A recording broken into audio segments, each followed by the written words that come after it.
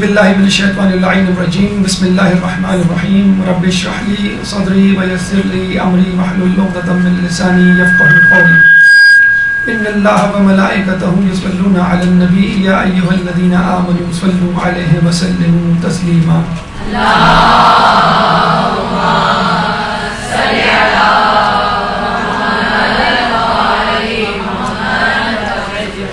عراق کی زیارات کے حوالے سے ہماری گفتگو کا سلسلہ جاری ہے اور 12واں درس اس 12ویں امام کے خاص مقام سے متعلق ہے کہ جس کے بارے میں کہا جاتا ہے کہ امام زمانہ سے یہ جگہ یہ مسجد بلکہ گھر منسوب ہے. یہی وہ جگہ ہے کہ جہاں پہ امام زمانہ آ کے رہیں گے اور یہی وہ جگہ ہے جہاں پہ آپ کا مستقل اپنے اہل خانہ کے ساتھ قیام ہوگا. چنانچہ جب سے یہ مسجد وجود میں آئی ہے اس وقت سے لوگوں کی توجہ کا لوگوں کی زیارتوں کا یہ مرکز رہی ہے. مسجد سہلہ کہاں واقع ہے, کس جگہ محل وقوع, اس کا نام مسجد سہلہ کیوں ہے, فضیلت مسجد سہلہ کی کیا ہے, واقعات یہ تو بہت سارے ہیں, 3 مختصر سے واقعات آپ کے سامنے پیش کی جائیں گے مسجد سہلہ کی کرامات کے حوالے سے. اعمال جو اس مسجد سہلہ میں جس طرح ہم مسجد کوفہ میں کر کے آئے اسی طرح کے اعمال مختلف اسپاٹس مختلف جگہ ہیں جہاں پہ آپ کو جا کے انجام دینے ہیں. پھر مسجد سہلہ کے باہر 2 مسجدیں ہیں, آگے اور پیچھے 2 بھائیوں کی, مسجد زید بن سوحان اور صعصع بن سوحان, یہ دونوں بھائی تھے جن کے نام سے 2 مسجدیں مسجد سہلہ کے باہر آگے پیچھے موجود ہیں. دیکھیے مسجد سہلہ کی جو زیارت ہے وہ اب تک کی زیارتوں سے تھوڑی سی مختلف ہے, بلکہ اگر ہمیں یہ کہنا دیا جائے تو ہم یہ کہیں گے تمام زیارتوں کے بعد سب سے آخر میں مسجد سہلہ کی زیارت ہونی چاہیے. کیوں کہ آپ جو زیارت کرتے ہیں اس میں ماضی میں جھانکتے ہیں, ماضی کے جھروکوں میں جھانکنے پر آپ کو کیا ملتا ہے, کیا دکھتا ہے, ظلم و بربریت, سفاکیت, توہین, حقارت اور ائمہ پہ ظلم, ائمہ کے چاہنے والوں پر ظلم, اس کے علاوہ کچھ نہیں. گریہ وزاری اور آپ کی آنکھوں میں آنسو اور دماغ معاف ہونے کے علاوہ آپ کو کچھ نہیں ملتا. اور پھر اندر سے یہی آواز اٹھتی ہے کہ آخر وہ کب آئے گا وقت کہ جب ان تمام مظالم کا بدلہ لیا جائے گا. تو بس مسجد سہلہ کو دیکھ کر جو اب تک انسان زائر یا امام کا چاہنے والا آنسو بہا رہا تھا مسکرانے لگتا ہے, جو اب تک ماضی کے جھروکوں میں دیکھ رہا تھا وہ ماضی کی یادوں کو جھٹک کر مستقبل کی طرف دیکھتا ہے اور ایک امید کے ساتھ دیکھتا ہے, آنکھوں میں ایک خوشی کی کرن کے ساتھ دیکھتا ہے انشاءاللہ کہ جب امام آئیں گے تو یہ جو بھی زیارتیں میں دیکھ کر آیا ہوں ان زیارتوں سے متصل منسوب مظالم ہیں, ان تمام مظالم کا جو ہے امام جو ہے وہ بدلہ لیں گے. تو یہ وہ واحد زیارت ہے جہاں جا کر انسان کا سینہ خوشی سے پھول جاتا ہے, جہاں پر جا کر انسان جو ہے وہ مسکرائے بغیر نہیں رہتا, جہاں جا کر اس کے ذہن کے دریچوں میں امید کی کرنیں اور دعائیں بے اختیار زبان پہ آنے لگتی ہیں کہ اللہ مجھے اس وقت تک زندہ رکھ کہ جب تک امام نہ آ جائیں اور میں اپنی آنکھوں سے ان مظالم کا بدلہ نہ دیکھ لوں امام کے ہاتھوں. تو اللہ تعالیٰ بہرحال دعا ہے کہ اللہ ہم سب کو وہ ظہور دکھائے, وہ عہد دکھائے اور ہمارے بچوں کو امام کا سپاہی بننے کی توفیق عطا فرمائے. مسجد سہلہ انبیاء کا مسکن ہے, مسجد سہلہ ائمہ کی منزل ہے. کوئی نبی ایسا نہیں گزرا کہ جس نے یہاں عبادت نہیں کی ہو, اور ائمہ میں سے بھی لوگوں نے یہاں پر رک کے عبادت کی اور اس کو شرف قبولیت بخشا ہے. محل وقوع کی اگر ہم بات کریں تو نجف سے 10 کلومیٹر دور شمال مشرق میں مسجد سہلہ واقع ہے اور خود مسجد کوفہ سے 2 کلومیٹر دور شمال مغرب میں. تو اگر آپ ڈائریکٹ نجف سے آ رہے ہیں تو 10 کلومیٹر کا فاصلہ ہے, اور مسجد کوفہ کرنے کے بعد عموماً جاتے ہیں لوگ تو وہاں سے 2 کلومیٹر. عموماً آج کل جو صورتحال ہے وہ یہ ہے کہ وہاں کا آپ الگ سے ایک دن یا وقت رکھ لیتے ہیں, یا پھر مسجد کوفہ کو صبح یا شام میں جو ہے مسجد سہلہ, کیونکہ بہرحال مسجد کوفہ جیسے تھکا دینے والے اعمال تو نہیں ہیں لیکن تقریباً آدھا یا 75% تھکاوٹ یا ٹائم کنزیومنگ جو ہے وہ زیارت ہے مسجد سہلہ کی. کہتے ہیں کہ جن 4 مقامات کو امام سے نسبت ہے ان میں وادی سلام میں موجود مقامی امام زمانہ ہے، مسجد سہلہ خود، حلہ اور مسجد جمکران. یہ 4 مقامات ہیں جن کے بارے میں کہا جاتا ہے کہ اسٹرانگلی ریکمینڈڈ ہے، اسٹرانگلی جو ہے روایتوں میں آیا ہے کہ امام کہیں ملے نہ ملے لیکن آپ کو ان 4 جگہوں میں، اور ان 4 جگہوں میں بھی سب سے زیادہ مسجد سہلہ کا تذکرہ ہمیں ملتا ہے کہ جہاں پر امام کو دیکھا گیا ہے اور جہاں پہ امام سے زیارت ملاقات جو ہے وہ ممکن ہے. وجہ تسمیہ اس کا نام مسجد سہلہ کیوں ہے؟ سادہ سا جو ہمیں واقعہ ملتا ہے کہ سہیل نامی شخص نے، جس کا تعلق جو ہے بنو ظفر سے تھا، بنو ظفر کی برانچ عبد القیس سے تھا، اور عبد القیس جو شاخ تھی وہ اسی جگہ رہا کرتی تھی. تو بنو ظفر نے، سہیل نامی شخص نے آ کے اس مسجد کو بنایا تھا، اور یہ جگہ بہت ویران تھی اور یہاں پہ سرخ ریت کی جو ہے وہ مٹی پائی جاتی تھی. اس کے علاوہ کہ یہ سہیل نامی شخص نے بنائی تھی اس لیے اس کو مسجد سہلہ کہتے ہیں. یہ بھی کہا جاتا ہے کہ جو کام اور جگہوں پر مشکل ہو وہ یہاں پر آسان ہو جاتا ہے. فقط 2 رکعت پڑھ کے آپ اللہ سے دعا مانگے تو آپ کی وہ دعا قبول ہو جائے گی، اس لیے اس کو سہلہ کہا جاتا ہے. ہر مشکل کام زیادہ سے زیادہ 2 رکعت نماز آپ پڑھیں اور دعا مانگیں تو جو کام اور جگہوں پہ نہیں بنا، جو دعا اور جگہوں پہ قبول نہیں ہوئی، وہ یہاں پر، حتیٰ کہ ائمہ سے بھی روایت ملتی ہے وہ دعا کی قبولیت کے لیے اس مسجد میں آیا کرتے تھے. انشاءاللہ بھی اس کا تذکرہ آگے آئے گا.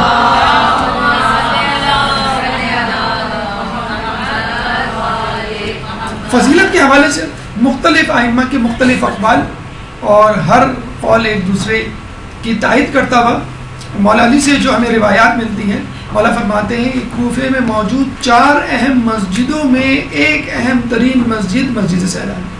مسجد کوفہ ہم نے پڑھی، مسجد کوفہ کی زیارت کی، تاریخی پس منظر فضائل ہم نے سنے پڑھے، لیکن مولا فرماتے ہیں مسجد سہلہ مسجد کوفہ سے کسی طرح کم نہیں. یعنی یہ مت سمجھ لینا کہ کوفے کی مسجد میں آ گئے تو بس اب کوئی مسجد نہیں ہے دیکھنے کے لیے، تو نہیں، کہ اس کو کبھی بھی جو ہے وہ مسجد کوفہ سے کم تر نہ سمجھنا. یعنی اس کی بھی اپنی جگہ ایک بہت، وہ پہلے امام کا مسکن اور یہ آخری امام کا مسکن. چھٹے امام جعفر صادق علیہ السلام اللہ علیہ وسلم.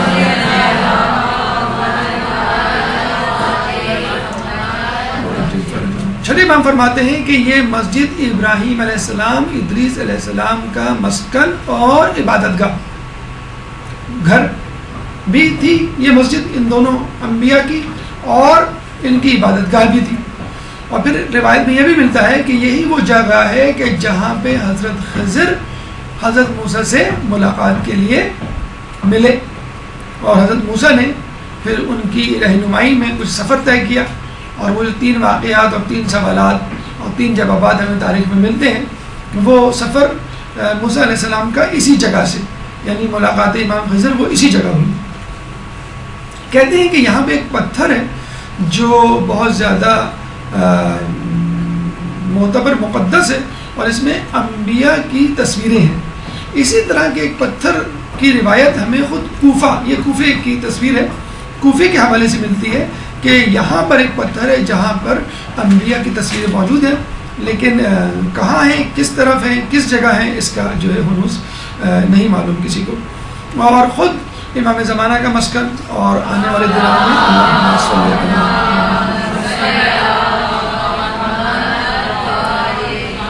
خود امام زمانہ اپنے اہل و عیال کے ساتھ یہاں رہائش اختیار کریں گے، بالکل اسی طرح جس طرح ابراہیم علیہ السلام، بالکل اسی طرح جس طرح ادریس علیہ السلام اپنے اہل و عیال کے ساتھ رہائش اختیار کیے ہوئے تھے. بس فرق یہ ہوگا کہ ان کا گھر بھی ہوگا اور دارالخلافہ بھی ہوگا، اور اس دور میں آپ کی حکومت بھی ہوگی. کہتے ہیں کہ جو مسجد سہلہ میں قیام کرے، قیام کا مطلب رکے، ٹھہرے، بیٹھے یا کھڑا ہو، عبادت کی بات نہیں ہو رہی، جو چند لمحات یا چند منٹ کے لیے، چند دنوں کے لیے، کچھ پہروں کے لیے یہاں پر قیام کرے، اس کی مثال بالکل ایسی ہے کہ جس نے رسول اللہ کے ساتھ قیام کیا، جو رسول اللہ کے ساتھ موجود ہوا. پھر یہ بھی کہا ہے امام نے اتنی ساری فضیلتیں گنوانے کے بعد، کوئی مومن دنیا میں ایسا نہیں کہ جس کا دل مسجد سہلہ کے ساتھ اٹکا ہوا نہ ہو، لتھی نہ ہو، جس کے دل میں مسجد سہلہ کی تڑپ نہ ہو کہ اللہ مجھے وہ مسجد دکھا دے، وہ زیارت جو ہے دکھا کر میری آنکھوں کو اور ان کی بینائی کو اور تیز کر دو. پھر امام ایک شخص سے جب پوچھتے ہیں کہ تم کہاں رہتے ہو تو اس نے بتایا میں یہیں مسجد سہلا کے قریب رہتا ہوں. تو امام فرماتے ہیں کہ اگر میں مسجد سہلا کے قریب رہا ہوتا تو میری ہر نماز مسجد سہلا میں ہوتی. یعنی تم اگر وہاں رہ رہے ہو تو اس موقع کو, اس اپارچونیٹی کو ضائع نہ کرو, جتنا وقت مسجد سہلا میں گزار سکتے ہو گزارو. کہا جاتا ہے کہ یہی وہ مقام ہے کہ جہاں پہ سور پھونکا جائے گا. جیسے اسرائیل علیہ السلام سور پھونکیں گے اور قیامت برپا ہوگی, اور دوبارہ سور پھونکیں گے تو لوگ زندہ کیے جائیں گے. 70,000 لوگ یہاں سے محشور ہوں گے اور بلا حساب کتاب جنت میں داخل ہوں گے. یہ دونوں حدیثیں سور سے متعلق اور 70,000 جنتیوں سے متعلق ہمیں نجف اور وادی سلام سے متعلق بھی ملتی ہیں. لیکن آپ کہہ سکتے ہیں کہ یہ ہو سکتا ہے کہ یہ پورا علاقہ ہو جہاں پہ یہ 70,000 افراد موجود ہوں, کیونکہ ایک مختصر سی جگہ پہ ایک مختصر علاقے میں ان لوگوں کا سمانا ممکن نہیں. اور پہلے یہ پوری جگہ کوفہ ہی کہلاتی تھی, یعنی سہلا کا علاقہ, مسجد کوفہ, نجف اور وادی سلام, یہ پورا کوفہ ہی کہلاتا تھا. نجف کو پشت کوفہ کہا جاتا تھا. پھر امام نے جب یہ فضائل بتلا دیے تو ابو بصیر سے کہا کہ ابو بصیر میں نے ابھی بہت سارے فضائل نہیں بتلائے ہیں, اور جو نہیں بتلائے ہیں وہ ان فضائل سے زیادہ ہیں جو تمہیں بتلائے ہیں. جیسے امام فرماتے ہیں کہ تمام عبادات اور نیکیوں کا صلہ قرآن شریف میں موجود ہے, لیکن نماز شب کا نہیں. اتنی زیادہ نعمتیں, اتنے زیادہ اجر و ثواب کا استحقاق رکھتی ہے نماز شب کہ اس کا تذکرہ قرآن میں نہیں سما سکتا. اس کے لیے الگ سے اللہ تعالیٰ نے احادیث میں رسول اللہ کو رحمہ کو تاکید کی ہے. اسی طرح مسجد سہلا کے جتنے بھی فضائل بتائے جائیں اس کے فضائل مکمل طور پہ نہیں بیان کیے جا سکتے. حالانکہ امام نے اپنے طور پہ مکمل کوشش کی ہوگی کہ میں زیادہ سے زیادہ فضائل بتاؤں, لیکن ابھی بھی اتنے فضائل ہیں کہ جو لوگوں کو نہیں معلوم اور وہ زیادہ ہیں. شاید اس کی وجہ یہ ہو کہ لوگوں کے دلوں کی معرفت اتنی نہ ہو کہ وہ ان فضائل کو سہ سکیں, جذب کر سکیں یا اس کی معرفت حاصل کر سکیں. تو جتنے آپ کو معلوم ہے اس سے آپ اندازہ لگا لیجئے کہ مزید فضائل کتنے زیادہ ہوں گے. اچھا, پھر ابو بصیر نے فوراً یہ کہا یا امام کیا امام زمانہ یہی ہر وقت یہی رہتے ہیں؟ تو آپ نے کہا ہاں, بلا شبہ آپ نے کہا کہ ہاں.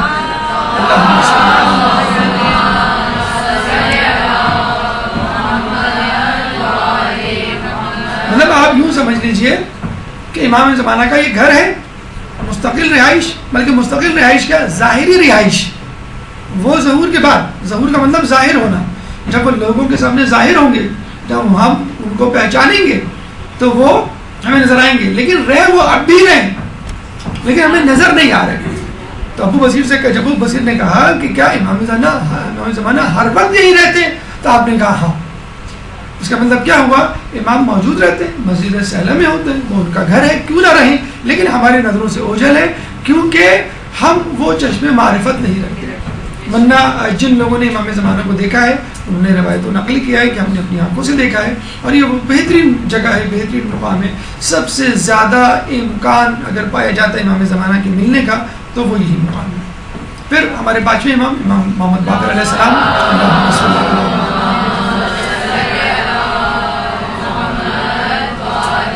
آپ فرماتے ہیں کہ ہر پیغمبر کی عبادت گاہ یعنی مصلی یہ مسجد ہے. یعنی کوئی پیغمبر ایسا نہیں گزرا کہ جو یہاں سے نہ گزرا ہو اور جس نے یہاں پر عبادت نہ کی. اور یہی وہ مسجد ہے جو انبیاء اوصیاء اور صالحین کا مرکز, مسکن اور مصلی رہی ہے. اور باقاعدہ مسجد سہلا میں ایک کونا ہے جس کا بھی ہم زیارت ابھی آپ کو کروائیں گے. وہ کونا انبیاء اور صالحین کا کونا کہلاتا ہے. ویسے تو ادریس علیہ السلام, ابراہیم علیہ السلام اور دیگر لوگوں کے ناموں سے منسوب کونے اور مقامات موجود ہیں, لیکن ایک عمومی طور پر جس کو ہم سب سے آخر میں دیکھتے ہیں, جس کو ہم سب سے آخر میں جا کر درک کرتے ہیں اور وہاں عبادت کرتے ہیں, نماز پڑھتے ہیں سب سے آخر میں, یہ وہ کونا ہے جو انبیاء اوصیاء صالحین, ان کا نام معین نہیں ہے, لیکن یہ ضرور معلوم ہے کہ یہاں پر اس کونے پر انبیاء اوصیاء صالحین نے جو ہے وہ عبادت کی ہے، نماز پڑھی ہے. بہت آسان، بہت ہی واضح اور بہت زیادہ خوش کر دینے والا اجر جو آپ کو خود اس دنیا میں مل جائے گا. وہ کیا ہے کہ جو شخص مسجد سہلہ میں 2 رکعت نماز پڑھتا ہے اس کی عمر میں 2 سال کا اضافہ ہو جاتا ہے. تو جو شخص بیماری میں مبتلا ہو، جو شخص نا امیدی میں مبتلا ہو، کسی حادثے کی وجہ سے یہ سمجھتا ہو کہ اب میں زیادہ نہیں جیوں گا، اور ویسے بھی زیادہ جینے کا یا طویل عمر ہونے کا کس کو شوق نہیں ہوتا، تو یہاں پہ نماز پڑھیے اور جتنی آپ عمر چاہتے ہیں اس حساب سے ان نمازوں کو ادا کیجیے. انشاءاللہ اللہ تعالیٰ آپ کی عمر میں ہر 2 رکعت کے عوض 2 سال کا اضافہ کر دے گا. واقعات میں یہ بتاتے چلے کہ ہر کام کے لیے ایک عمل ہوتا ہے. اگر آپ وہ عمل پابندی سے انجام دیں تو وہ کام، وہ معجزہ، وہ کرامت رونما ہو جاتی ہے.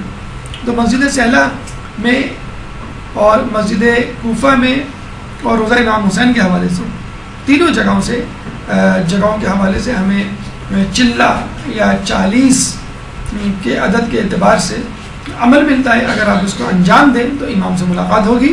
مسجد سہلہ میں 40 شب بدھ، اگر آپ شب بیداری کریں، عبادت کریں مسجد سے شب بدھ، تو انشاءاللہ آپ کی ملاقات امام سے ممکن ہے. اسی طرح امام حسین علیہ السلام کے روضے پہ اگر آپ 40 شب جمعہ شب بیداری کریں تو انشاءاللہ امام سے ملاقات ممکن ہے. اسی طرح مسجد کوفہ میں 40 شب جمعہ، تو 40 شب جمعہ مسجد کوفہ یا روضہ امام حسین میں، یا 40 شب بدھ مسجد سہلہ میں عبادت کرنے پہ یا شب بیداری کرنے پہ انشاءاللہ آپ کو امام سے ملاقات کا شرف حاصل ہوگا.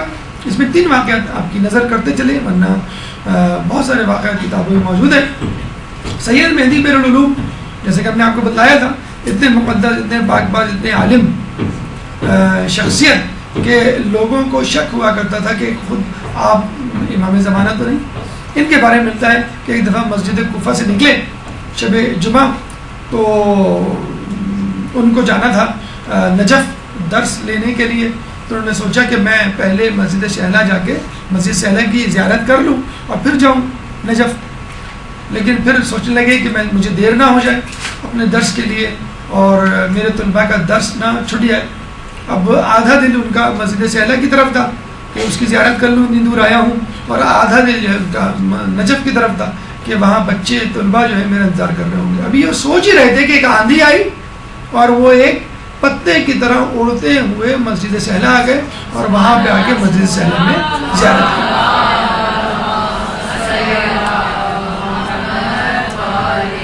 آپ نے دیکھا ہوگا اکثر لوگوں کے ساتھ ایسے واقعات ہوتے ہیں کہ جہاں پہ جو ہے معلوم چلتا ہے کہ زیارت کا دور دور تک امکان نہیں تھا، لیکن پتہ نہیں کہاں سے پیسے جمع ہو گئے، پتہ نہیں کہاں سے جو ہے وہ برکت کا سامان پیدا ہو گیا، کون سا خوش نصیب در کھل گیا.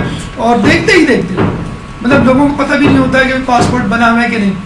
وہ اس وقت کھول کے دیکھ رہے ہوتے ہیں، ہمارا ڈرا کو دیکھ رہے ہوتے ہیں کھول کے، ہمارے پاس پاسپورٹ موجود بھی ہے کہ نہیں، ایکسپائر ہے کہ نہیں. اور پاسپورٹ آفس بھی جاتے ہیں، وہاں بھی بہت سارے کرامات اور کشف ہوتے ہیں. مطلب یہ نہیں ہے کہ آپ اس کی زیارت کے لیے پہنچ جائیں پاسپورٹ آفس. جو زیارتوں پہ جا رہے ہوتے ہیں انہوں نے بہت سارے واقعات سنائے ہیں کہ ہم نے بہت کچھ سنا تھا پاسپورٹ آفس کے بارے میں کہ وہاں رشوت چلتی ہے، وہاں پہ پاسپورٹ بنانا بڑا مشکل ہوتا ہے، اگر بنا بھی لیں تو بعض وقت مہینوں لگ جاتے ہیں.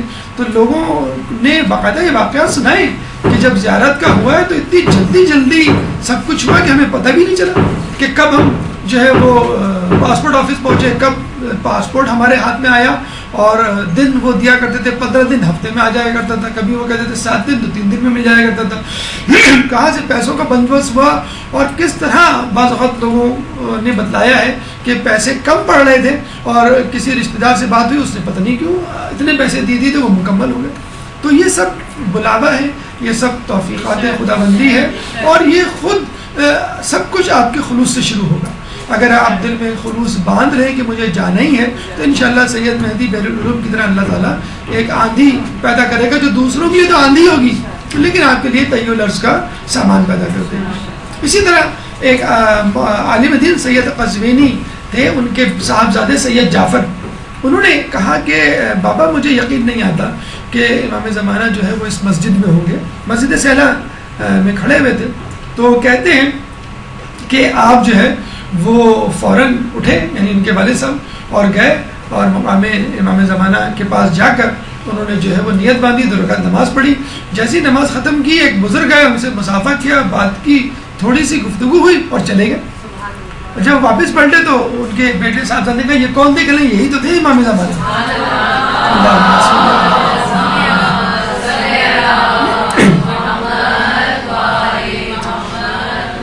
دیکھا آپ نے کہ کس طرح انسان کے پاس اگر یقین ہو تو وہ خود بھی امام سے ملاقات کر سکتا ہے اور ان لوگوں کو بھی امام سے ملاقات کروا سکتا ہے جو امام کی موجودگی کے بارے میں یا غیبت کے بارے میں شک رکھتے ہیں. اسی طرح ایک شخص کے بارے میں ملتا ہے کہ اس کو اپنی باپ سے بڑی محبت تھی، بہت بڑا خدمت گزار تھا باپ کا، اور دنوں رات اس کہتے ہیں کہ وہ ایک ٹانگ پہ کھڑا رہ کے باپ کی خدمت کیا کرتا تھا، کبھی بھی باپ سے غافل نہیں ہوتا تھا. لیکن شب بدھ مسجد سہلا میں گزارتا تھا. دونوں کام وہ پابندی سے کرتا تھا، باپ کی خدمت بھی اور پورے ہفتے میں ایک رات کے لیے بس شب بدھ وہ جایا کرتا تھا مسجد سہلا. اچھا، لوگوں نے دیکھا کچھ عرصے بعد اس نے مسجد سہلا بھی جانا بند کر دیا. لوگ گھبرا گئے، پریشان ہو گئے کہ کیا خدا نخواستہ اس کے دل سے امام کی محبت نکل گئی یا مذہب اہل بیت سے خارج ہو، کیا مسئلہ ہے؟ اور باپ کی خدمت میں مسلسل لگا رہا. تو لوگوں نے پوچھا کہ تم بڑے نیک متقی پرہیزگار ہو اور تم بڑی پابندی سے جایا کرتے تھے اور باپ کی خدمت بھی کیا کرتے تھے، لیکن اب کچھ عرصے سے تم نے شب بدھ جانا چھوڑ دیا. تو اس نے بتایا کہ مجھے جب سے یہ پتہ چلا تھا کہ شب بدھ 40 اگر وہاں گزاریں تو امام سے ملاقات ہوگی تو میں نے پابندی سے جانا شروع کیا. جب 39 شب بدھ ہو گئی اور 40ویں شب بدھ کا وقت آیا تو اس دن اس رات میرا باپ بیمار پڑ گیا اور مجھے بڑا افسوس ہو رہا تھا، بہت پریشان تھا میں کیا کروں. لیکن میں نے کہا کہ کچھ دیر کی تو بات ہے، میں جلدی برق رفتار گھوڑے پہ سوار ہو کے چلا جاؤں گا اور جلدی سے زیارت کر کے واپس آ جاؤں گا. آخری بدھ تھا، میں نے پھر دوبارہ مجھے جو ہے وہ 40 بدھ کے لیے اعمال کرنے پڑتے. تو یہ رات کو جو ہے وہ اپنے گھر سے نکلا گھوڑا دوڑاتے ہوئے، جیسے جا رہا تھا رستے میں اس نے دیکھا کوئی اس کا پیچھا کر رہا ہے. اچھا، وہاں پہ اس زمانے میں زیارتوں کے حج کے قافلوں کو لوٹا جاتا تھا، لوگوں کو معلوم ہوتا تھا کون سا قافلہ کہاں سے گزر رہا. اگر کوئی اکیلے گزر رہا ہو تو بڑی آسانی سے لٹ لیا جاتا تھا. تو جب اس نے دیکھا کہ کوئی میرا پیچھا کر رہا ہے، اس نے اور تیز بھگانا شروع کیا. تو پتہ چلا کہ اس شخص نے بھی تیز بھگانا شروع کیا اپنے گھوڑے کو. پھر اس کا احساس ہو گیا کہ میں اس سے نہیں بچ سکتا، چنانچہ وہ رک گیا. تو وہ شخص اس کے قریب آیا، کوئی بزرگ شخصیت کہنے لگے کہ تم کہاں جا رہے ہو؟ کہنے میں مسجد سہلا جا رہا ہوں. کیوں جا رہا ہوں؟ یہ اعمال کرنے، مجھے آج آخری بدھ ہے. تمہارے والد کیا ہے؟ کہ میرے والد گھر پہ. کہنے اچھا تمہارے پاس کچھ کھانے کو ہے؟ ایک دم سے اس نے انہوں نے موضوع بدلا. کہنے میرے پاس کچھ کھانے کو نہیں ہے. کہنے تمہارے جیب میں کچھ موجود ہے دیکھو. تو انہوں نے نکالا، اپنا جیب میں ہاتھ ڈالا تو اس میں سے کشمش نکل آئی جو اس نے اپنے بچے کے لیے خریدی تھی. تو وہ بڑا پریشان ہوا کہ ان کو کیسے معلوم. تو پھر اس بزرگ شخصیت نے کہا کہ جاؤ فوراً اور اپنے باپ کی خبر لو اور اپنے باپ کو یاد رکھو. یہ سننا تھا. تھوڑی دیر گزری، اس نے سر جھکایا، پتہ چلا کہ وہ شخصیت غائب ہو گئی. پھر اس کو یہ احساس ہوا کہ یہی تو تھے امام زمانہ. اس کے بعد سے اس نے کہا کہ اب میں شب بدھ بھی باپ کی خدمت میں گزاروں گا. اب یہ واقعہ ان لوگوں کے لیے باعث عبرت ہے، ایک مثال ہے جن کے پاس پیسے نہیں ہیں زیارت کے. ماں باپ تو ہیں، اگر پیسے نہیں ہیں زیارت کے تو آپ کے پاس ماں باپ تو موجود ہیں، آپ ان کی خدمت کر لیجئے، امام کی زیارت کا ثواب آپ کو مل جائے گا اور انشاءاللہ امام کی بھی زیارت ہو جائے گی. ایک درود پڑھ دیں محمد علیہ.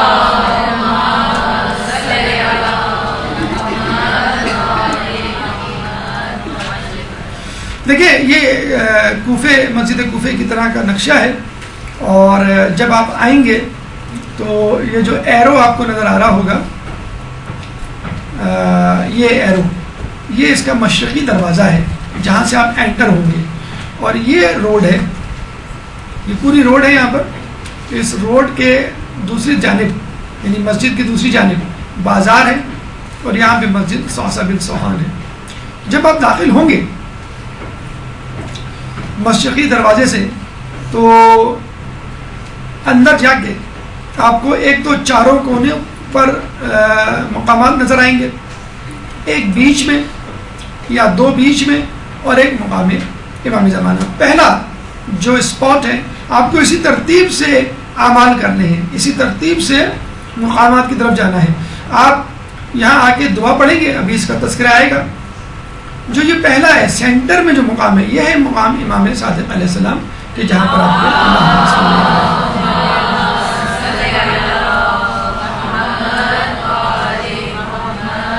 یہاں پہ نماز پڑھنی ہے اور اذکار کرنے، اس کا تذکرہ بھی آئے گا. پھر جو ہے یہ دوسرا مقام ہے مقام حضرت ابراہیم، تیسرا مقام مقام ادریس، اس کے بعد چوتھا مقام مقام حضرت خضر، اور پھر پانچواں مقام مقام انبیاء صالحین. یہ 4 مقامات کرنے کے بعد آپ دوبارہ صحن میں جائیں گے، اور صحن میں جو امام صادق کا ستون ہے چبوترا، اس سے آگے الٹے ہاتھ پر جو ہے وہ چوتھے امام مقام امام زین العابدین علیہ السلام پہ اعمال کریں گے، اور اس کے بعد اسی ڈائریکشن میں سیدھے ہاتھ کی طرف آگے بڑھتے ہوئے مقام امام زمانہ ہے جہاں بھی جا کے آپ کو اعمال کرنے ہیں. تو اسی ترتیب سے انشاءاللہ جلدی جلدی ہم گزریں گے. یہ ہے مسجد زید بن سہیل. یہ دونوں دیکھیں کتنی بڑی اللہ نے ان کو سعادت دی ہے. دونوں بھائی اور دونوں بھائیوں سے منسوب مسجدیں جو ہے مسجد سہلہ کے پاس موجود ہیں. یہ زید بن سہان ہیں جن سے منسوب مسجد جو ہے وہ مقام امام زمانہ سے آگے کی طرف ہے، اور مشرق میں صوصہ بن سہان. یہ انڈر کنسٹرکشن ہے، بلکہ دونوں ہی مسجدیں انڈر کنسٹرکشن ہیں. انشاءاللہ جب بن جائے گی اور زیادہ انشاءاللہ یہ سہلہ جو ہے وہ وسیع ہو جائے گی اور وہ اس میں احاطے میں شامل ہو جائے گی انشاءاللہ. مستطیل شکل ہے لیکن بہت زیادہ مستطیل شکل نہیں ہے، تقریباً مربع ہے. 125 بائی 120 میٹر اس کا ایریا ہے، یعنی لمبائی 125 میٹر اور چوڑائی جو ہے 120 میٹر. 17,500 مربع میٹر کا یہ پورا ایریا ہے. اس کی جو دیواریں ہیں وہ 22 میٹر کی ہیں. 3 دروازے ہیں.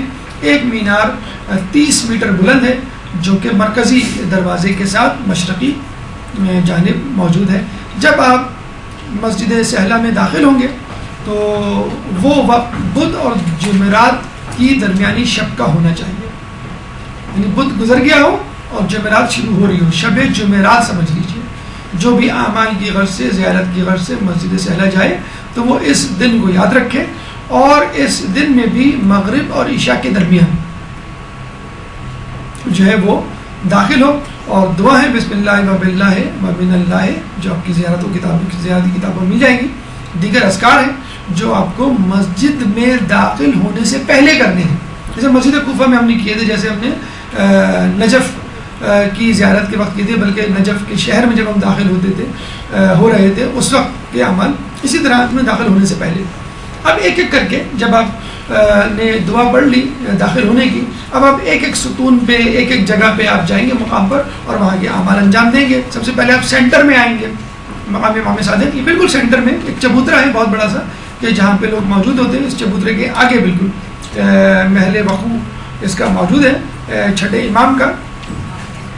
اچھا، اس کے حوالے سے بڑا اچھا ایک واقعہ ہمیں ملتا ہے مناظر الاخرہ شیخ عباس قمی کی کتاب میں، کہ ایک صحابی امام کا بشار یا بشار مکاری آیا اور امام کے پاس آ کے بیٹھا. امام جو ہے اس وقت کھجوریں کھا رہے تھے. امام نے کہا تم بھی کھجور کھاؤ، تو اس نے کہا نہیں امام بس آپ کھائیے. جیسے کہتے ہیں کہ موڈ نہیں ہو رہا ہے، آدمی کا موڈ آف ہے. تو امام نے کہا کہ کیوں نہیں کھاتے، کھاؤ. کہنے لگا میں اس وقت ایک ایسی جگہ سے آ رہا ہوں اور ایک ایسے واقعے کو دیکھ کے آ رہا ہوں کہ جس کے بعد جو ہے میرا دل نہیں کرتا کچھ کرنے کا اور کھانے کا. تو امام نے کہا کہ تمہیں اس حق کا واسطہ جو تمہاری گردن پر ہے کھجوریں کھاؤ. تو اس نے پھر امام کی بات پر جو ہے وہ عمل کرتے ہوئے کھجوریں کھانا شروع کی. جب اسے کھجوریں کھانا شروع کی تو امام نے پوچھا اب بتاؤ کیا معاملہ تھا. جب میں آ رہا تھا تو میں نے دیکھا کہ ایک عورت کو سپاہی حکومت کے مارتے پیٹتے ہوئے زندان میں لے کے جا رہے تھے.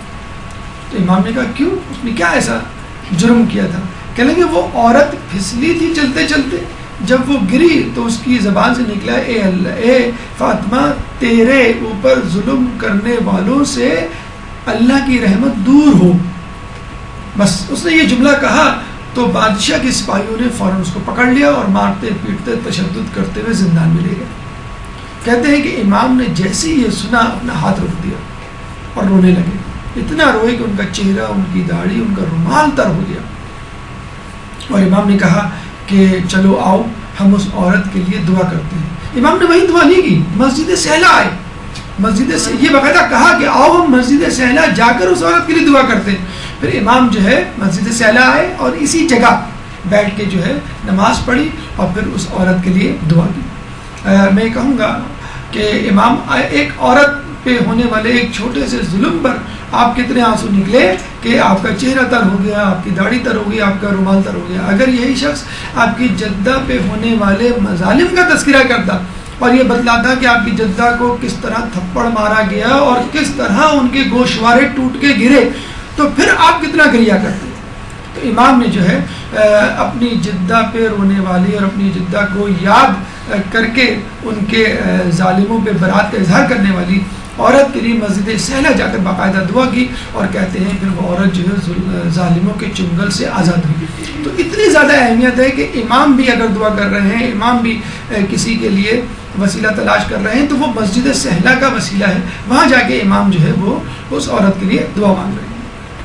یہاں پر اعمال ہے, مغرب کی نماز اور نافلہ آپ کو پڑھنی ہے, پھر 2 رکعت احترام مسجد کے نیت سے تحیۃ المسجد میں نافلہ پڑھیں, اس کے بعد آسمان کی طرف ہاتھ بلند کر کے انت اللہ لا الہ سے ایک دعا شروع ہوتی ہے جو یا سمیع الدعا میں جس کا اختتام ہوتا ہے. یہ دعا آپ کو زیارات کی کتابوں میں مل جائے گی. اس کے بعد مقام ابراہیم, جب آپ سینٹر پہ مقام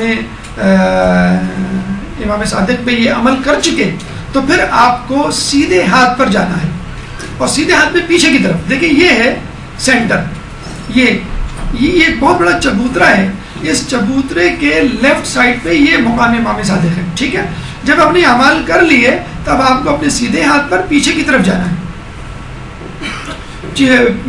سیدھے ہاتھ پہ پیچھے کی طرف. یہ ہے آپ کا مقام ابراہیم جہاں سے آپ کو اپنا سفر شروع کرنا ہے اور مزید جو ہے وہ زیارت کرنی ہے. یہ مشرق ہے اور وہ مغرب, اور اوپر جو ہے وہ جنوب. یہ مقام ابراہیم ہے جس کے بارے میں کہا جاتا ہے کہ یہیں امام ابراہیم علیہ السلام کا گھر تھا, اور یہیں سے آپ قوم عمالقہ سے جنگ کرنے کے لیے گئے تھے, جن کے بارے میں کہا جاتا ہے کہ وہ بڑی ظالم قوم تھی, اور اس کے جو لوگ تھے وہ بہت بلند قامت کے ہوا کرتے تھے, بہت زیادہ تکبر کا شکار تھے, اور ان کے اوپر ایک بادشاہ حکومت کرتا تھا جس کا نام تھا جالوت, جس کے بارے میں کہا جاتا ہے کہ وہ اتنا بلند قامت, عظیم الجثہ جسم کا مالک تھا کہ اس کا سایہ 1 میل لمبا تھا.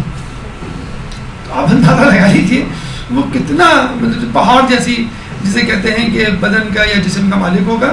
تو اس قوم سے لڑنے کے لیے ابراہیم علیہ السلام جو ہے وہ یہیں سے روانہ ہوئے تھے. اس کے بعد یہاں پہ اعمال آپ کریں گے, 2 رکعت نماز تسبیحات زہرا کے بعد اللہم بحق ہذہ البقعۃ الشریفۃ, اور اس کے بعد آپ کو مغرب اور قبلے کی طرف جانب گوشوں میں کی طرف ہاتھ بلند کر کے اللہم انی صلیت. یہ بات ہمیشہ یاد رکھیں, جب بھی آپ کوئی عمل کریں, ذکر کریں, نماز پڑھیں یا زیارت کے مقام پر متعینہ اذکار کو انجام دیں, تو اس زیارت سے متعلق شخصیت کے بارے میں ضرور سوچیں, اور وہاں سے ایک عہد کر کے اٹھیں کہ یہاں پر یہ واقعہ ہوا, یہاں پہ یہ شخصیت آئی, اور اس شخصیت کا خاصہ یہ تھا, چنانچہ اب میں بھی کوشش کروں گا اس شخصیت کی پیروی میں اس خصوصیت کو, اس قابلیت کو اپناؤں.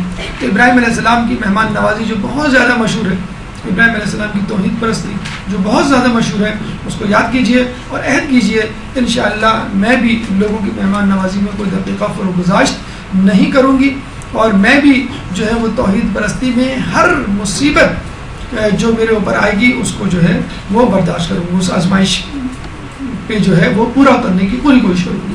مقام ادریس ابراہیم علیہ السلام پر عمل کرنے کے بعد آپ آگے کی طرف بڑھیں گے بالکل پرپینڈیکولر, تو مقام ادریس آئے گا. یہ مقام ادریس ہے. آپ نے سینٹر میں مقام صادق پر عمل کیا, پھر آپ 45 ڈگری کا اینگل بناتے ہوئے پیچھے رائٹ سائڈ پر آئے مقام ابراہیم پر. مقام ابراہیم جب آپ نے کر لیا تو بس آپ اس کو اسی کوریڈور میں, آپ کو دوبارہ صحن میں نہیں جانا ہے, آپ کو بالکل سیدھا سیدھا چلنا ہے جب تک ایک اور کونا نہ آ جائے. یہ کونا جو ہے وہ جناب ادریس علیہ السلام سے منسوب ہے, یہاں ان کا گھر تھا, اور یہیں پہ جو ہے وہ درزی کا کام, لباس سینے کا کام کیا کرتے تھے, یہیں پہ وہ درس دیا کرتے تھے. ادریس علیہ السلام کے حوالے سے ملتا ہے کہ ان کا اصل نام اخنوق تھا, لیکن چونکہ یہ درس و تدریس سے وابستہ تھے، درس دیا کرتے تھے لوگوں کو، بہت زیادہ پڑھایا لکھایا کرتے تھے، جس کی وجہ سے ان کا نام ادریس پڑ گیا۔ اور دوسرا اہم جو واقعہ ان کے حوالے سے یا خدمت ملتی ہے کہ سب سے پہلے قلم انہوں نے ایجاد کیا۔ اسی طرح لباس انہی کی ایجاد ہے۔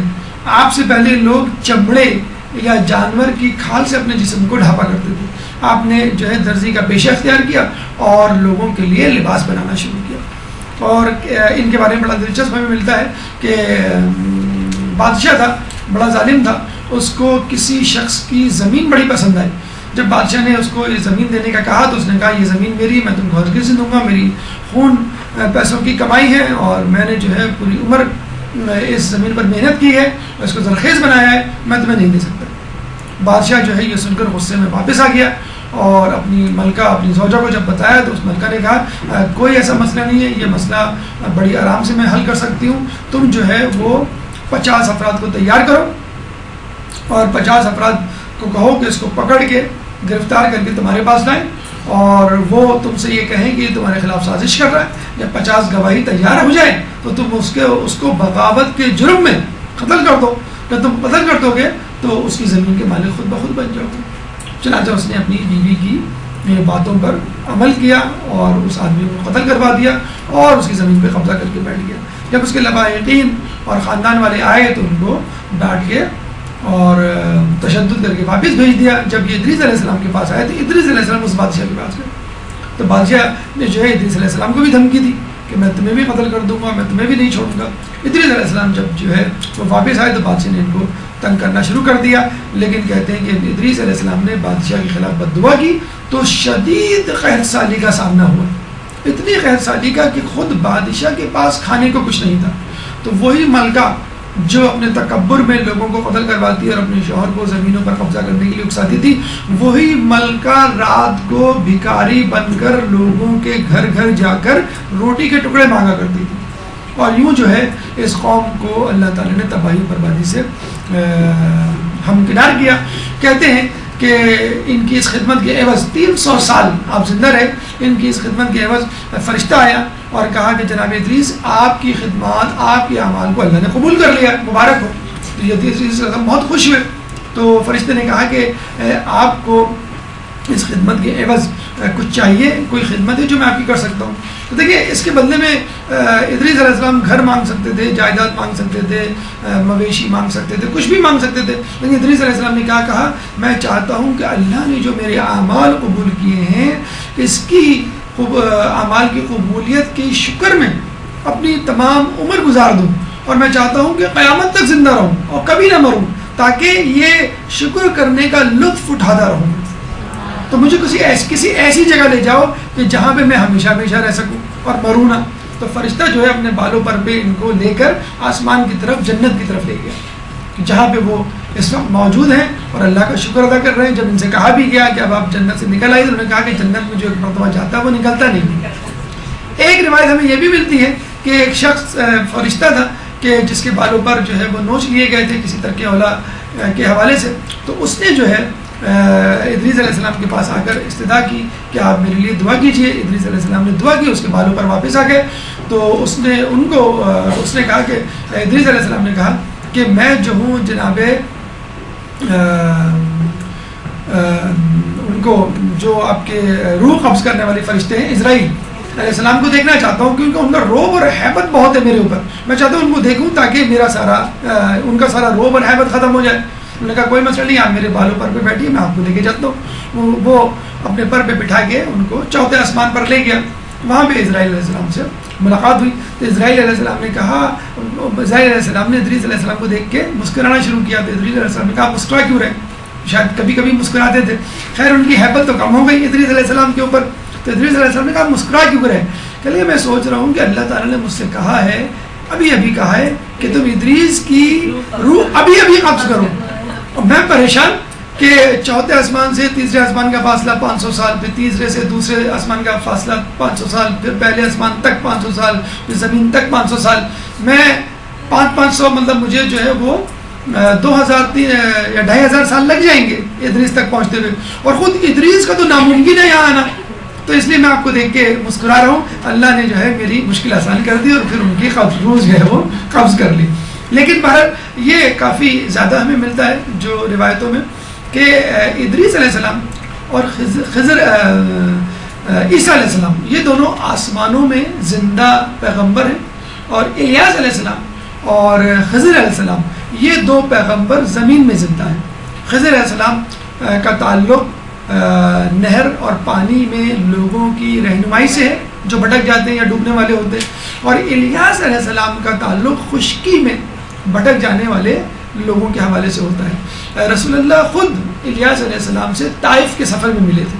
جب طائف کے لوگوں نے رسول اللہ کو بہت تنگ کیا تھا, ان کا جوتا خون سے بھر گیا تھا, تو یہ گئے تھے اس مقام پر جہاں پہ الیاس علیہ السلام تھے, اور باقاعدہ الیاس علیہ السلام کے ساتھ بیٹھ کے کھانا بھی کھایا تھا. تو الیاس علیہ السلام جو ہے خشکی میں لوگوں کی مدد پہ معمور ہے, اور خضر علیہ السلام جو ہے وہ دریا پہ. اور اس کا تذکرہ سورہ مریم میں اللہ تعالیٰ نے 57 میں کیا ہے, وَرَفَعْنَاهُ مَكَانًا عَلِيًّا, کہ ہم نے جو ہے ان کو یعنی ادریس علیہ السلام کو ایک اعلیٰ مقام کی طرف اٹھا لیا. 2 رکعت نماز, اور اس کے بعد اللہم انی صلیت حاضی والی دعا ہے جو آپ کو پڑھنی ہے. جب یہاں پر آئیں تو یہ پیغام لے کے اٹھے, یہ عہد کر کے اٹھے کہ مجھے درس و تدریس میں اپنی زندگی گزارنی ہے, مجھے لوگوں کو اچھی باتیں بتاتے ہوئے زندگی گزارنی ہے, لوگوں کی مدد کرنی ہے, اور ہر حالت میں اللہ کا شکر ادا کرنا. 4تھا مقام خضر ہے جو الٹے ہاتھ پہ آپ کو ملے گا. جب آپ جناب ادریس کا مقام کر لیں گے تو بالکل الٹے ہاتھ پہ آپ جائیں گے, تو آخر کونے میں حضرت خضر علیہ السلام, ان کا اصل نام تھا ابو العباس بلیلہ بن ابن ملکان. اچھا سوال ہے, کچھ کمپٹیشن میں پوچھنے کے لیے جب جو ہے فیصلہ نہ ہو پا رہا ہو کہ کس کو جتوانا ہے, تو ابو العباس بلیلہ بن ملکان یہ ان کا اصل نام ہے. خضر اس لیے پڑھا کہ یہ جہاں بیٹھتے ہیں وہاں سبزہ اگاتا ہے ان کی برکت سے. اور علم کے حوالے سے کہا گیا ہے کہ جب پوچھا گیا آپ کو اتنا علم کیسے حاصل ہوا, تو انہوں نے کہا کہ گناہوں سے بچنے کے سبب. اور آپ جو ہے کچھ لوگوں کے مطابق نبی نہیں ہیں, کیونکہ ان سے کسی امت کی اصلاح کا واقعہ ہمیں تاریخ میں نہیں ملتا.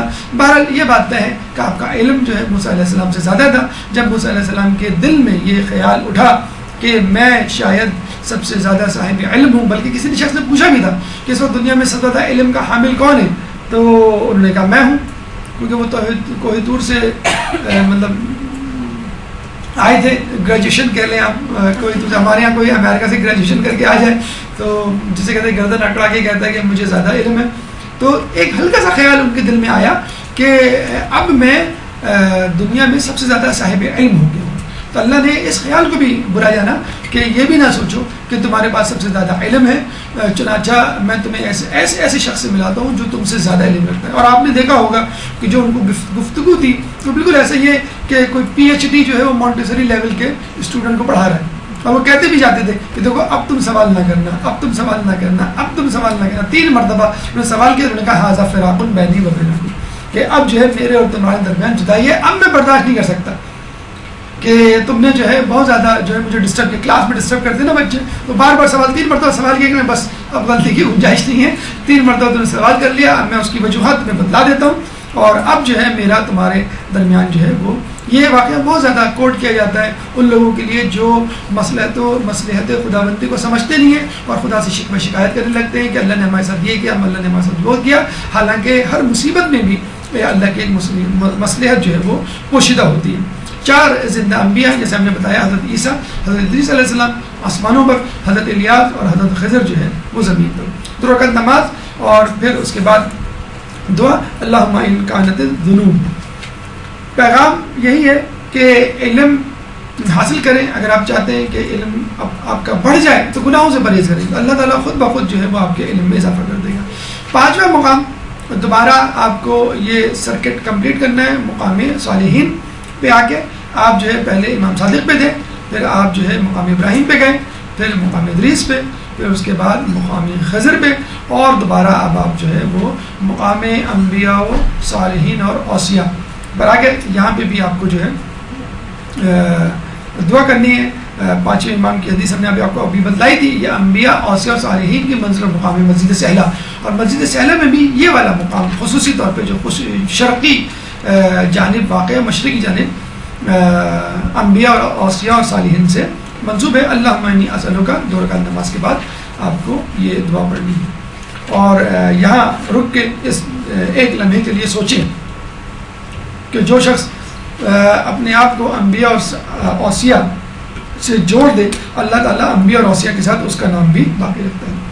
پھر چھٹا مقام امام زین العابدین ہے, جو کہ مقام امام صادق علیہ السلام سے آگے الٹے ہاتھ پر واقع ہے, اور یہ چوتھے امام سے منسوب ہے. یہ ان کی عبادت کا مقام اور مرکز اور قیام کی جگہ, اعمال 2 رکعت نماز, اس کے بعد یا من ہوا اقرب الیہ من حبل الورید کی یہ دعا جو ہے وہ آپ کو پڑھنی ہے. اور یہاں رک کے اپنے آپ سے سوال کیجئے کہ امام کی عبادت کیسی ہوا کرتی تھی, امام کے سجدے کیسے ہوا کرتے تھے, میری عبادت کیسی ہے, میرے سجدے کیسے ہیں. تو کم از کم میری عبادت میں امام کی عبادت کی جھلک تو ہو, یا کم از کم لوگ یہ کہہ تو سکیں کہ ہاں واقعی تم سید الساجدین کے ماننے والے ہو. 7واں مقام, اہم ترین مقام, خود امام زمانہ سے منسوب ہے, خود مسجد سہلہ پوری کی پوری امام سے منسوب ہے, لیکن اس میں بھی ایک مقام جو کہ آپ کو امام زین العابدین کے مقام سے سیدھے ہاتھ کی طرف ملے گا, اور یوں سمجھ لیجئے یہ مقام ادریس اور مقام امام زین العابدین علیہ السلام کے درمیان میں مقام امام زمانہ واقع ہے, یعنی جہاں پر امام کو دیکھا گیا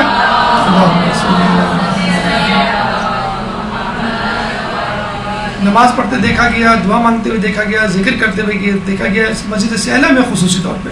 تو صرف آپ کا وہاں جانا, وہاں آپ کے قدموں کا پڑھنا, جہاں پہ امام کے قدم مبارک پڑے, وہاں پہ آپ کا سجدہ کرنا جہاں امام نے سجدے کیے اور کر رہے ہیں, اور کتنی بڑی سعادت ہے آپ کے لیے. تو یقیناً انسان کے سجدے اس قابل نہیں ہوں گے جو قبول کیے جا سکیں, یقیناً ہمارے سجدے ویسے نہیں ہوں جو امام کے دے, لیکن انشاءاللہ جو جس جگہ پہ ہم سجدے کر رہے ہیں اور ہمارے جسم کے حصے مس ہو رہے ہیں, اور جہاں پہ ہم اذکار کر رہے ہیں, جہاں پہ ہم دعا مانگ رہے ہیں, تو انشاءاللہ اس جگہ کی برکت سے ہماری عبادت میں اللہ تعالیٰ وہ برکت پیدا کر دے گا, سعادت پیدا کر دے گا جو قبول ہوگی, اور خود ہماری شخصیت میں بھی انشاءاللہ تبدیلی آئے گی. یہاں 2 رکعت نماز اور سلام اللہ کامل والی دعا آپ کو پڑھنی ہے, اور یہ سوچ کے یہاں پہ جائیے کہ ہم امام سے ملنے جا رہے ہیں. جب بھی ہم کسی سے ملنے کے لیے جاتے ہیں, کوئی تحفہ لے کے جاتے ہیں, مٹھائی لے کے جاتے ہیں, کیک لے کے جاتے ہیں, تو سوچیے آپ کے پاس کون سی ایسی نیکی ہے جو آپ امام کے لیے لے کے جا رہے ہیں. درود کی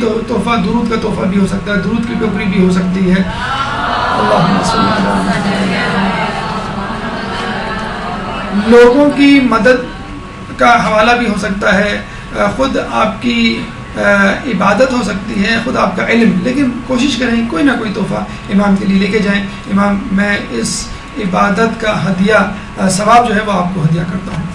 یہ مسجد سہلہ آپ کی ختم ہوئی, لیکن مسجد سہلہ کے باہر مشرق کی جانب اور مسجد سہلہ کے باہر مغرب کی جانب, دونوں جگہوں پہ 2 بھائیوں سے منسوب مسجدیں ہیں, اور اللہ تعالیٰ واقعی ان کو جزائے خیر دے, ان کے رتبات کو جو ہے بلند کرے جنت میں.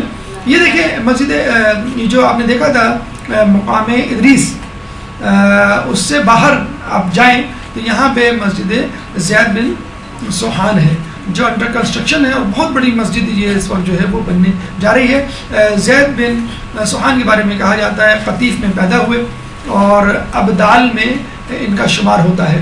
امام کے 4 اوتار ہیں کہ جس میں 2 اوتار جو ہیں وہ الیاس علیہ السلام اور خضر علیہ السلام ہیں, 2 کے بارے میں ہمیں نہیں معلوم. اس کے بعد 40 ابدال ہیں, یعنی ان کے نیچے, ان میں کون ہیں, ان میں کہا جاتا ہے زید بن سوحان ہیں. اس کے بعد 70 نجبہ, 40 کے بعد 70 نجبہ ہیں, اور اس کے بعد 360 صالحین ہیں, یعنی 360 صالحین, 70 نجبہ, اور اس کے بعد 40 ابدال, 4 اوتار, اس کے بعد قطب, خود امام زمانہ ہے. ان کی یعنی قطب یعنی امام زمانہ اور ان کی ٹیم سے اس وقت پوری دنیا کا نظام چل رہا ہے. اب یہ نہ سمجھیے کہ امام کا ظہور نہیں ہوا تو دنیا کا نظام کوئی اور چلا رہا ہے. دنیا کے نظام کو بگڑنے سے بچنے کے لیے, مومنین کو سب سے ہستی سے مٹانے سے بچانے کے لیے اس وقت امام یعنی جو قطب کی صورت رکھتے ہیں, امام کے نیچے ان کے جو اوتار ہیں, ابدال ہیں, نجبہ ہیں, صالحین ہیں, وہ مسلسل ٹیم ورک میں مصروف ہیں. لیکن یہ اوتار ابدال اور صالحین نجبہ یہ اپنے آپ کو ڈسکلوز نہیں کرتے، اپنی شناخت کو کبھی لوگوں کو بتلاتے نہیں ہیں، یہ بس چھپ چھپ کے کام کر رہے ہوتے ہیں۔ جہاں بھی آپ کو کوئی شخص ملے جو لوگوں کے بہت زیادہ کام کرتا ہو اور عموماً گمنامی کی زندگی جو ہے پسند کرتا ہو، تو بس اس پہ شک کرنا شروع کر دیں، یا تو جو ہے وہ صالحین میں سے ہے، یا جو ہے وہ ابدال میں سے ہے، اوتار میں سے ہے، نجبہ میں سے ہے، کسی نہ کسی میں سے ہوگا۔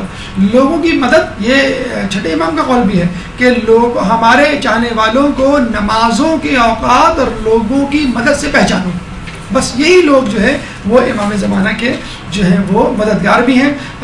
جمل میں آپ امام علی کی رہنمائی میں جنگ کرتے ہوئے شہید ہوئے۔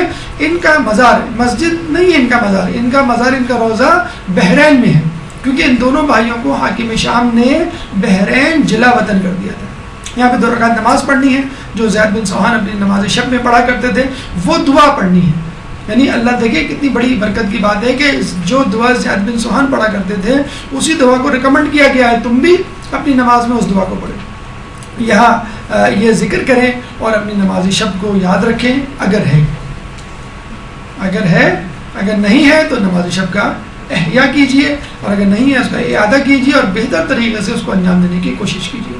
اس کے بعد آخر میں مسجد صوصہ بن سوحان امام علی کے انتہائی قریب ساتھی میں ان کا شمار ہوتا ہے۔ جب آپ جاتے ہیں مسجد سہلا تو الٹے ہاتھ پہ آپ مڑتے ہیں، اگر الٹے ہاتھ پہ نہ مڑیں آپ اور تھوڑا سا آگے کی طرف جائیں اور سیدھے ہاتھ کی طرف مڑیں تو مسجد صوصہ بن سوحان آپ کو مل جائے گی، انڈر کنسٹرکشن ہے، انشاءاللہ بہت جلد یہ مکمل ہو جائے گی اس کی تعمیر۔ مسجد صوصہ جو ہے مسجد صوصہ بن سوحان سے منسوب ہے، اور یہ بہت پرجوش خطیب تھے مولا علی کے کلمات، قرآن کی آیات، ان کی تشریحات، ان کی تفسیر اپنی زبان میں جب وہ بیان کرتے تھے لوگوں کے سامنے تو لوگوں کو بہت اچھا لگتا تھا۔ خود مولا علی نے ان کو خطیب شہشہ کا لقب دیا تھا۔ شہشہ کا مطلب ہے چیزوں کو وضاحت سے بیان کرنے والا۔ جیسے ہم دیکھتے ہیں نا ایک ٹیچر ہوتا ہے، وہ کوئی بات بتا کے جاتا ہے اور جب چلا جاتا ہے تو لوگ پریشان ہوتے ہیں، ٹیچر نے کیا بتایا تھا، تو جو ہونہار طالب علم ہوتا ہے وہ کھڑا ہو جاتا ہے اور بتاتا ہے کہ ٹیچر نے اس طرح بتایا تھا۔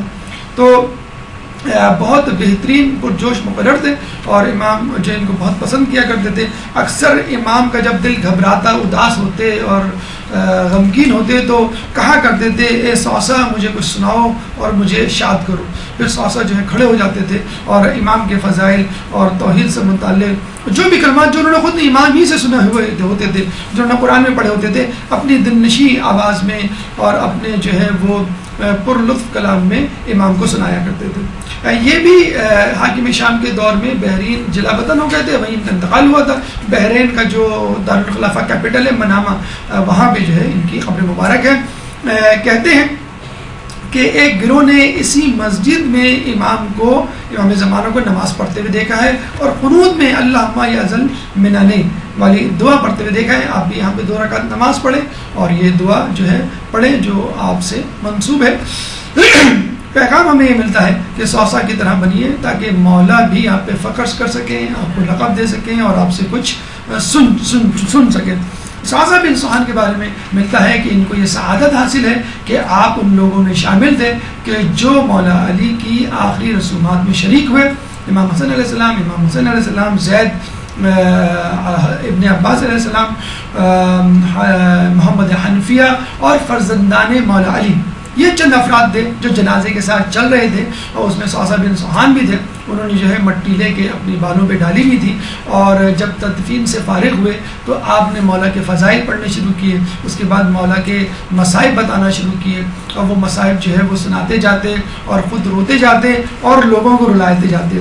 جب انہوں نے اپنی مجلس ختم کی، کہتے ہیں کہ مولا کی شہادت کے بعد مولا پر جو پہلی مجلس عزا منعقد ہوئی ہے وہ صوصہ بن سوحان نے اسی وقت تدفین کے بعد پڑھی ہے، اور اس کے بعد آپ حسن حسین کے قریب آتے ہیں اور ان کو دلاسا دیتے ہیں۔ ہم یہ کہیں گے کہ صوصہ بن سوحان تم نے دلاسا دے دیا حسن حسین کو، لیکن اس وقت کو یاد کرو کہ جب حسین کا لاشا کربلا میں موجود ہوگا اور حسین کے لاشے کے قریب ہی ایک خیمہ ہوگا جس میں بیمار کربلا موجود ہوگا، لیکن اس بیمار کربلا کو پرسہ دینے والا، اس کو تسلی دینے والا کوئی نہیں ہوگا. اگر کوئی آئے گا تو کوڑوں کے ساتھ آئے گا، تماشوں کے ساتھ آئے گا. سيعلمون الذين ظلموا أي منقلب ينقلبون على لعنة الله على القوم الظالمين. اللہ تعالیٰ سے دعا ہے کہ جو کچھ پڑھا اور سنا اس پہ عمل کرنے کی توفیق عطا فرما. اللہ تعالیٰ سے دعا ہے کہ ہم سب کو مسجد صحرا کی زیارت کرنے کی توفیق عطا فرما. اللہ تعالیٰ سے دعا ہے کہ ہمیں تمام مقامات مقدسہ کی زیارت کرنے کی توفیق عطا فرما. ان زیارتوں سے اپنا روحانی سفر مکمل کرنے کی توفیق عطا فرما جو ہمارے تقوی میں اضافے کا سبب بنے. اللہ تعالیٰ سے دعا ہے کہ قیامت کے دن ہمیں اہل بیت کی شفاعت سے بہرہ مند فرما. امام کے ظہور میں تعجیل فرما اور ہمیں ان کے انصار و اعوان میں شامل فرما. ربنا تقبل منا انك انت السميع العليم وتب علينا انك انت التواب الرحيم برحمتك يا ارحم الراحمين. اللجن اللجن اللجن اللجن يا مولا اللجن اللجن اللجن اللجن اللجن اللجن اللجن يا صاحب السماء